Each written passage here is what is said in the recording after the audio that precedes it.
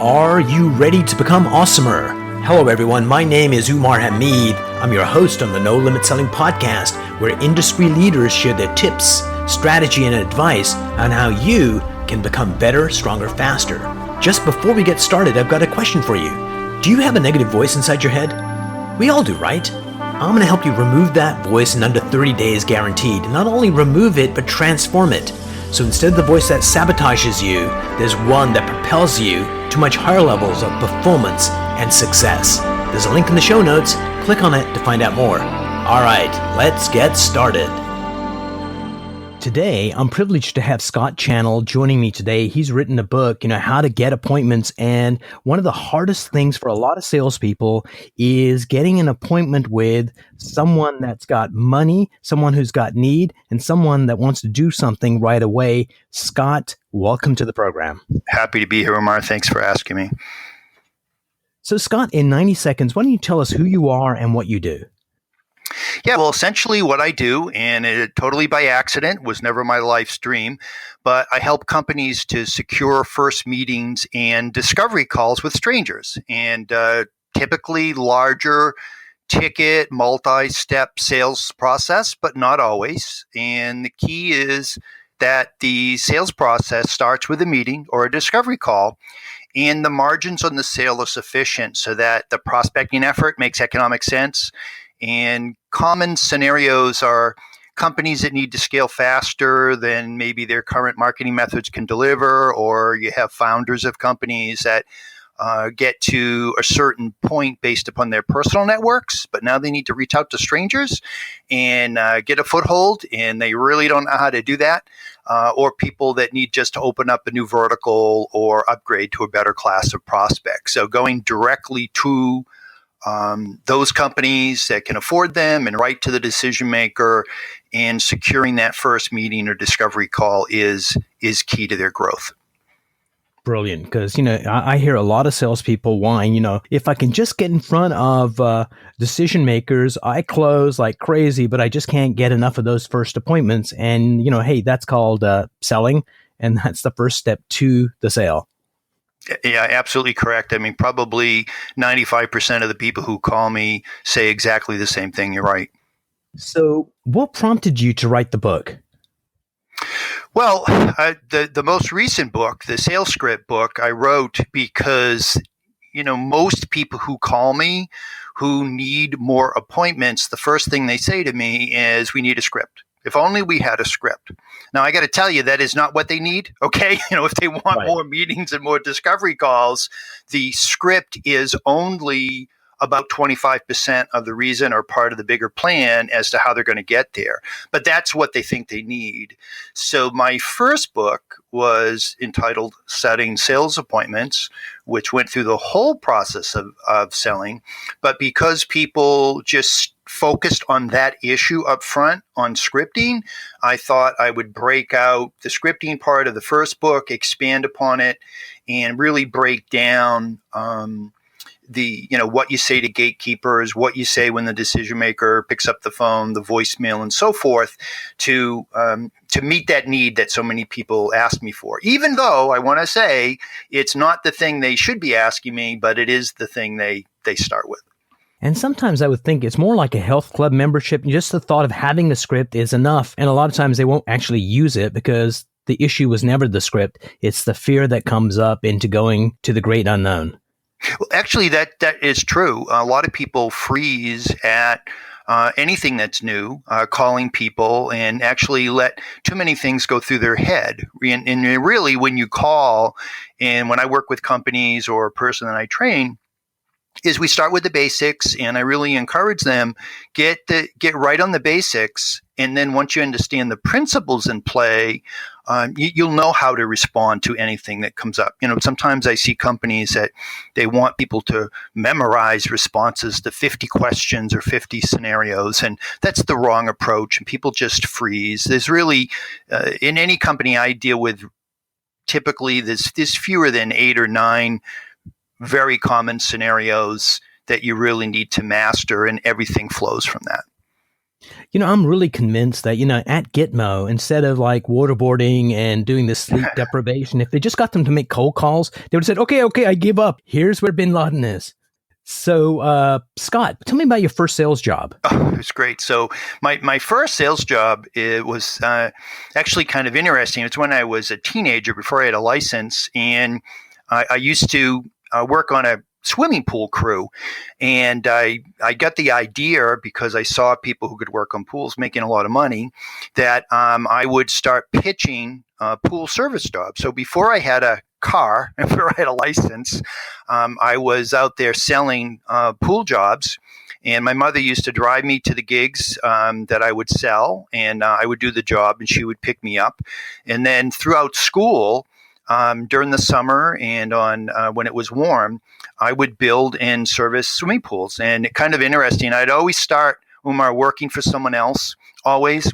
And then halfway through the summer, I would quit, usually in an inglorious manner, and then I would put it in the paper and then go out and pitch my own work. Say, hey, I can make more money in a weekend than I can working for someone else, for a month, so why not do it?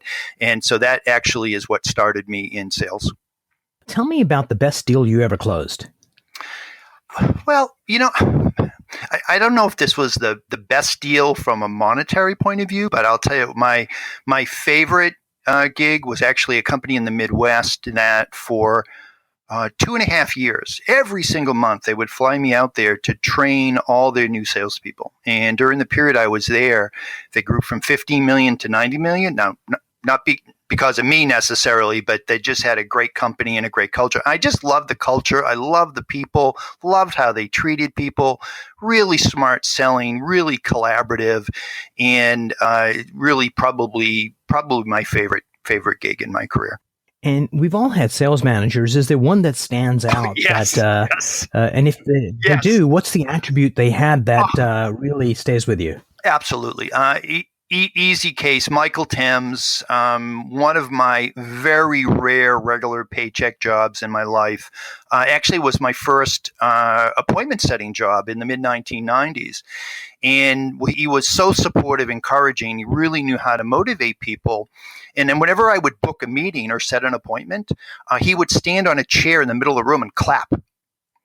And he stood on that chair a lot. That's pretty cool. Really hard for those claps.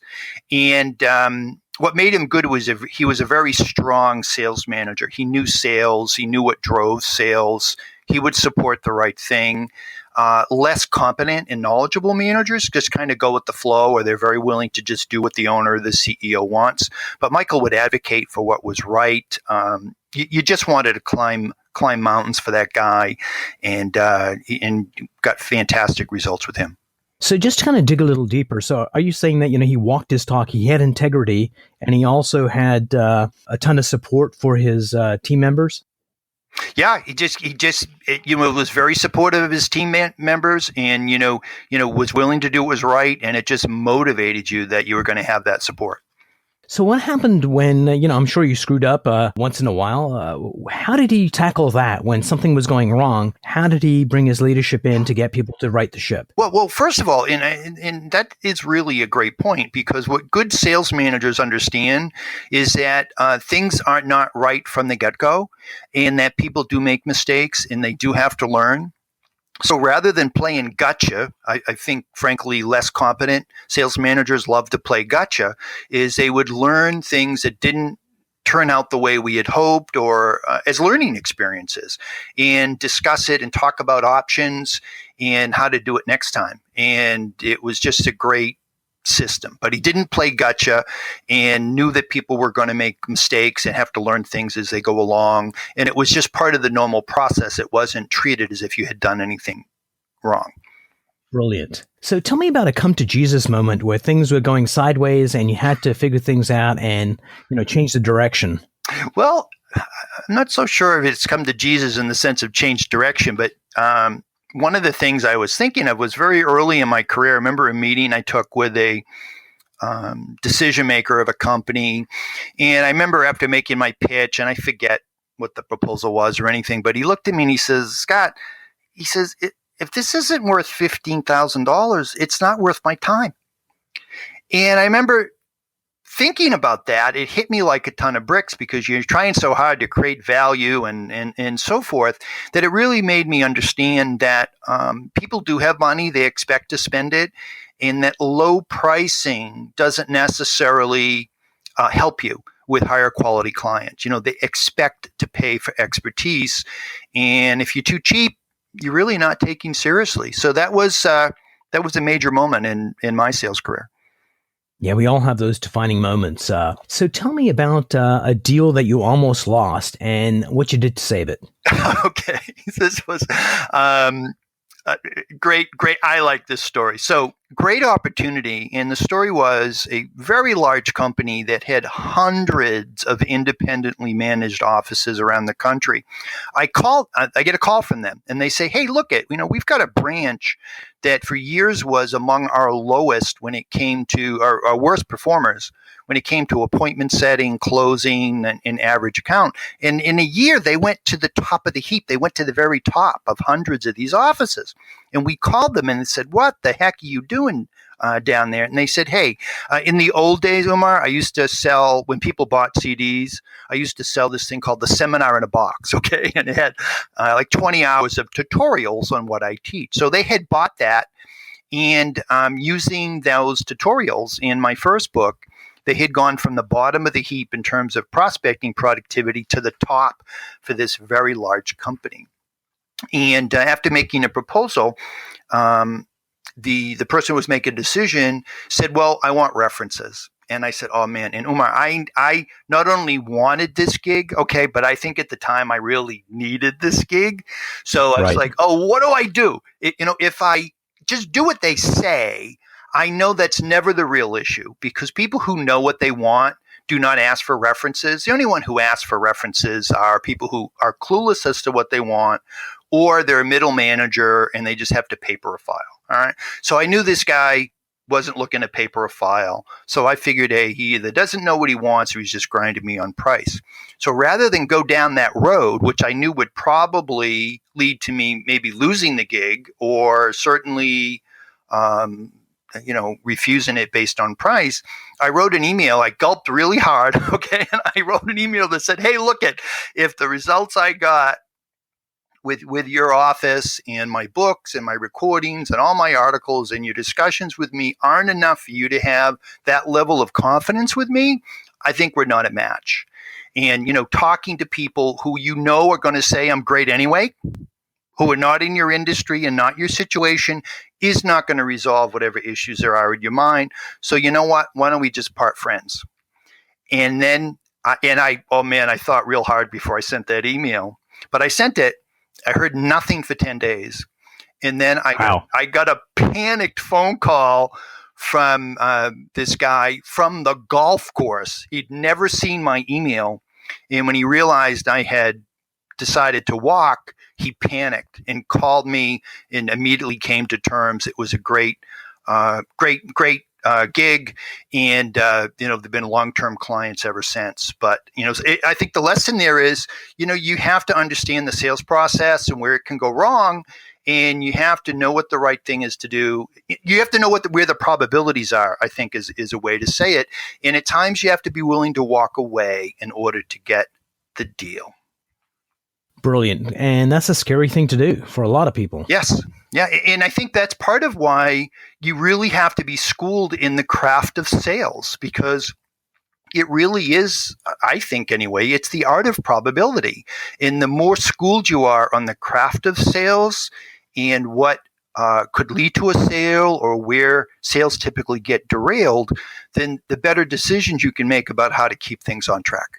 So, Scott, you've gotten more than 2,000 C-level appointments. So how do you go from like 0 to 2,000? Total accident. The way that it started was my first business out of school was I had a marketing agency that really focused on professional services marketing, mostly lawyers, accountants, selling intangibles. And I did all sort of the normal things you do in a marketing agency. So it was Yellow Pages, it was direct mail, it was TV commercials. And then by accident, I was very good at writing response stuff, whether it be commercials or ads. And I forget how it happened, but someone asked me to write scripts and work with a telemarketing team that was booking appointments for home heating oil, if you can believe it. And did that gig. It worked out extraordinarily well.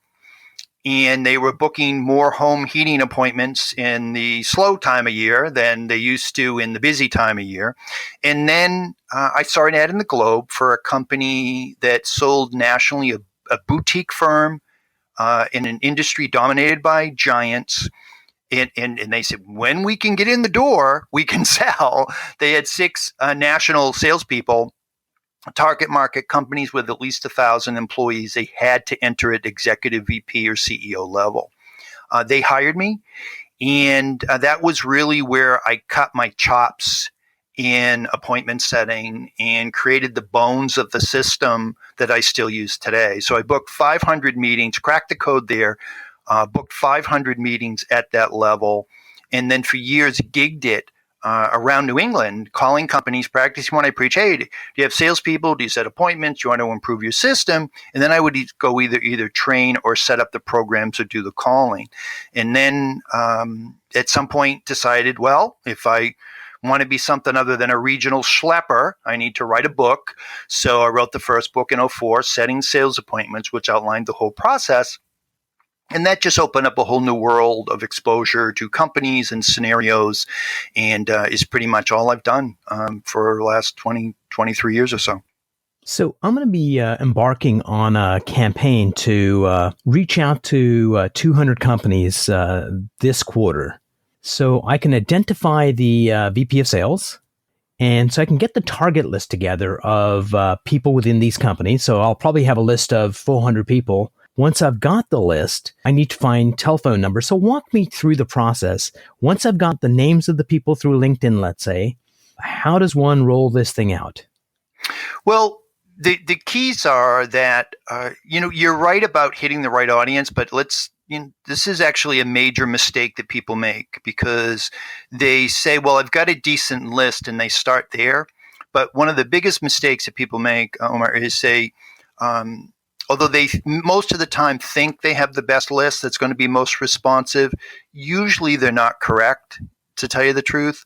So the issue is, really making sure that you have profiled your most responsive buyers, or the people who are most likely, so that when you do select those 200 or 400 as you pick it, you truly know that those are the best 200 or the best 400, the highest probability, most responsive targets that you have. You need to be set up for efficiency. So you need some type of contact manager so that you can work efficiently. Anybody who's working off Excel spreadsheets or paper systems, you might as well just forget it. You have absolutely no chance of success. So you have to be able to work efficiently through that list. And then you need to engineer. This is kind of interesting. You don't hear this often, but bumping into people at the right time is actually a big part of why people are successful. You need to move efficiently through that group, because in your list of 200 or 400, as you put it, there's probably only, about 15 or 18% of them are actually in buying mode. So you need to work through that group efficiently so you can bump into those who are in buying mode at the right time. And then, as I say, when you bump into people at the right time, don't screw it up, meaning you have to have something to say so that they could say, oh, wait a minute, this person doesn't sound like a time waster. They sound credible. Sounds like I get some value. Hey, even if I don't hire them or speak to them again, I should spend some time. I'll meet with them, or let's set up a discovery call. So what are your thoughts on platforms like Phone Burner, where you can it queues up the calls for you, leaves automated messages if you need to, but it allows you to quickly move through the list. So it's not so much a CRM as it is a tool to help you call more effectively. Well, you always have to start with the basics. I think one of the drawbacks is that people immediately think that if it's faster, if it's easier, that somehow that's going to solve their problems. And, you can't pour gas on a fire that isn't already lit. All right. So if you have a lousy list, if you're not interacting with them in an efficient manner, if your scripting stinks and you're totally unprepared, the fact that you use some technology tool that is going to allow you to call the unqualified faster is not going to help you. So before you try to go for speed or use these technology tools, you really have to make sure that you have the basics in place first. And frankly, for most of the work that I do, which is usually higher level stuff, and I wouldn't say that those tools necessarily are being used for effectiveness. And I think if you have the phone and basic email systems, more times than not, basic tools used effectively is going to get you where you want to go. And I find many times, the gadgets and what's new on the block is really more of a distraction than a key to success. Good advice. So, the selling climate has changed, and a lot of people like cold calling's dead, and, getting someone on the phone is more challenging. So what are your thoughts about that? Yeah, well, what's interesting is that from my perspective, I think obviously cold calling is not dead because many people do it. I work in many industries where the main way of getting new clients is by reaching out and securing that first appointment. And it's a tool, Umar, like any other marketing tool. Marketing, not every marketing tool is suitable for every situation, every industry, or every company. And you need to select the right tools and then use them correctly, okay, in order to get the result you seek. So maybe cold calling or cold emailing or reaching out to strangers is not the most effective tool for you. Okay, cool in the gang, no problem with that. But it's incorrect to say that it's dead because a lot of people are using it. Yeah, and I know some folks out there that are closing large accounts, and I don't have the quote right, but this was from like a long time ago. Somebody had said, hey, the greatest bargain in America is putting a dime in a call phone and calling anybody. And now calling's actually free, so it doesn't even cost you a dime. Yeah, and if I can go back to your original question, you're talking about what has changed. Actually, I think that's a major strategical mistake that people make, because although technology has changed in the selling environment or the prospecting environment has changed a lot in the last 20 years, the drivers of what works has not changed. Calling the right list has not changed. Interacting with high probability targets has not changed. Messaging that conveys a reason to meet, the drivers of that has not changed. And, so it's not so much that you're doing things differently in terms of picking lists and interacting with so forth, but I think what's happened because of the competitive sales environment, you have to do those things even better. So it's not that you're doing it differently, but you have to be even better at picking lists, knowing how to interact effectively and efficiently with a group, knowing how to craft messaging. And I think there's less room for waste and inefficiency than there was today. But I think the drivers of what gets results have remained remarkably similar. So, messaging is critically important because oftentimes, we know what's important to us, but our customers don't care. So how do you craft the messaging that gets people to stop their thought of, I want to get this person off the phone and actually engage with you to see if they should engage you? Yeah. And you know what? Can I repeat for emphasis something you just said? Our customers don't care. Okay, they don't care. So when you're crafting a message, there's a structure that plays in Peoria, I guess I'll say it, and that once you identify a decision maker within a company that could be a great account, what do they need to know? Now, this is a big factor that I think many people don't get right, is that you're actually speaking to two groups of people. You're talking to the larger group of people who, no matter what you say or how you say it or how friendly you are, they're going to say no. And then you're speaking to a group of people. I think it's about 15 or 18% of that good group that you call, to use your previous example, who, if they heard the right things, would be inclined to go to the next step with you or have a conversation. So you really need to think only of those people that have a need that you can fulfill and totally 100% focus on them. A lot of people make the mistake when they hear no, no, no, is they start to water down their messaging to have more comfortable conversations with people who are never going to buy from them. And I think that's ridiculous.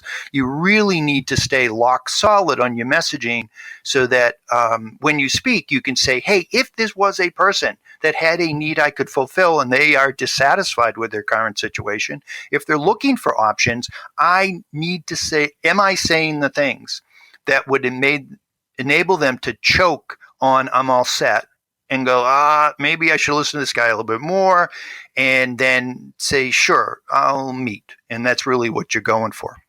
Would you like me to share the structure of a pitch and give you a little sample?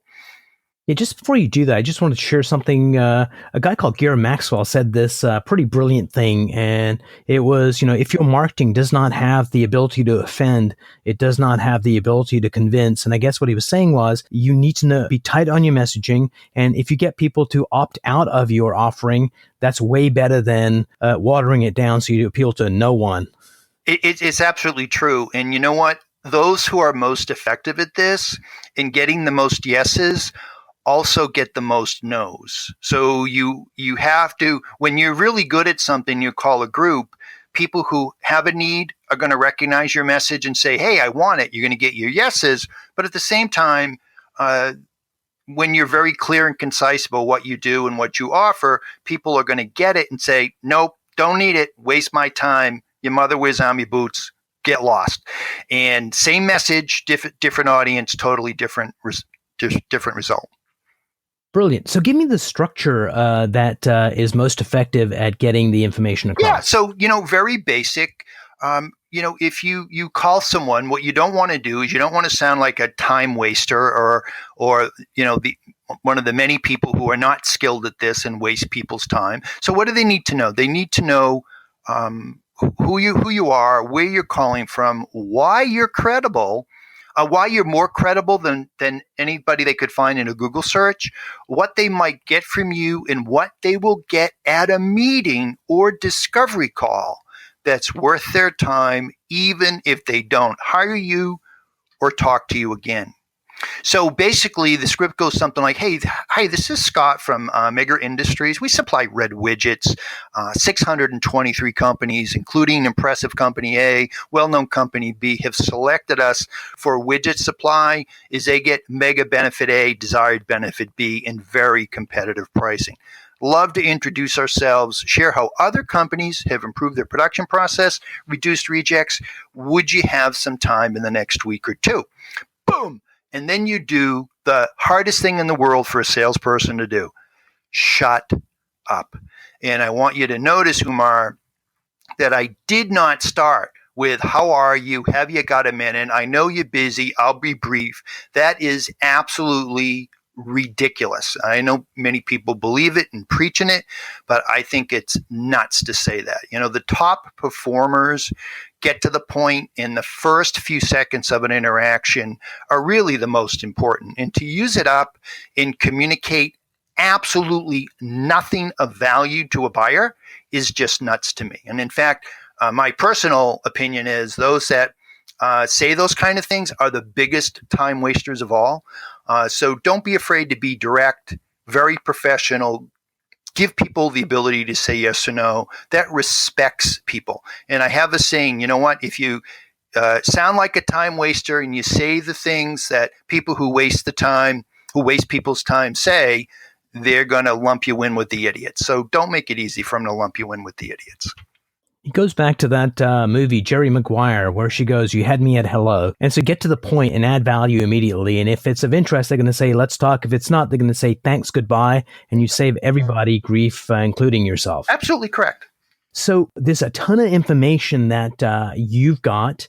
What we're going to do is give out your website and a place that can go see a webinar to get like a deep dive into this subject and really know your mastery. But before we go there, what's something you know now that you wish you knew 10 years ago? Oh, boy. I'm going to answer it two ways. So the first thing I wish I recognized is that working longer hours really doesn't matter. I think, if you're working more than 50 hours a week or so, you're doing something wrong, and you really have to work smarter, and you need to know the strategies that convert, and you need to know how to leverage your time. So more effort doesn't necessarily the best thing to do.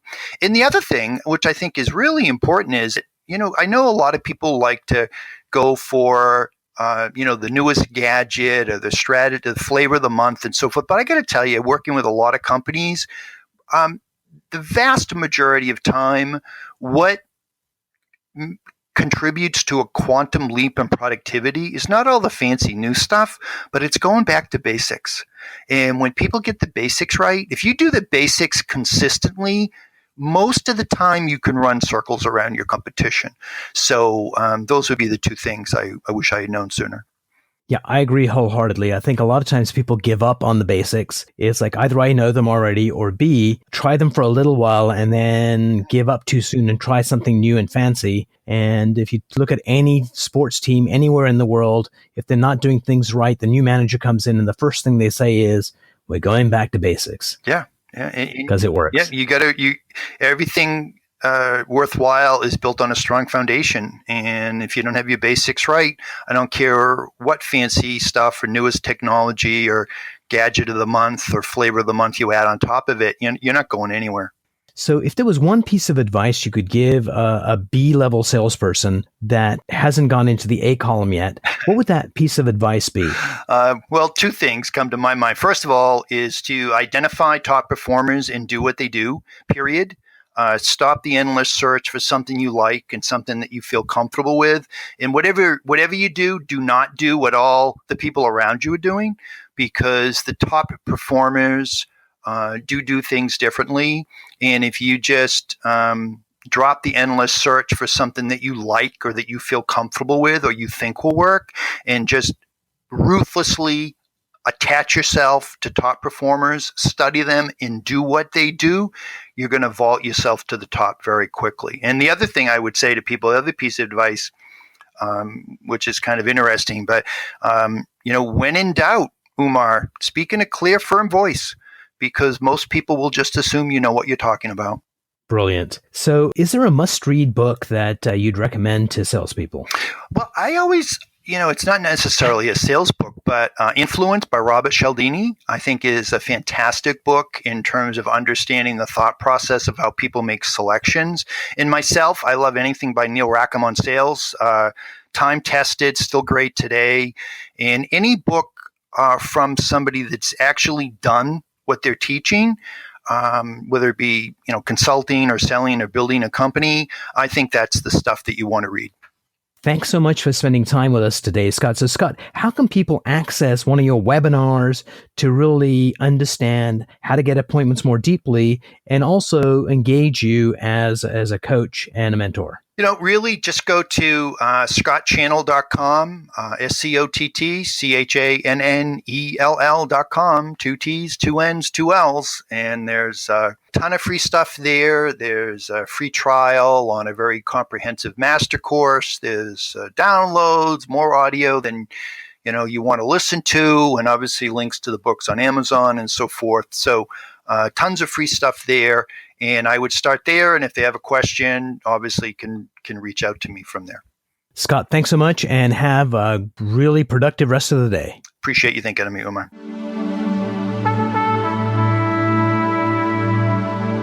If you enjoyed this episode, please go to iTunes and leave a 5-star rating. And if you're looking for more tools, go to my website at nolimitselling.com. I've got a free mind training course there that's going to teach you some insights from the world of neuro-linguistic programming, and that is the fastest way to get better results.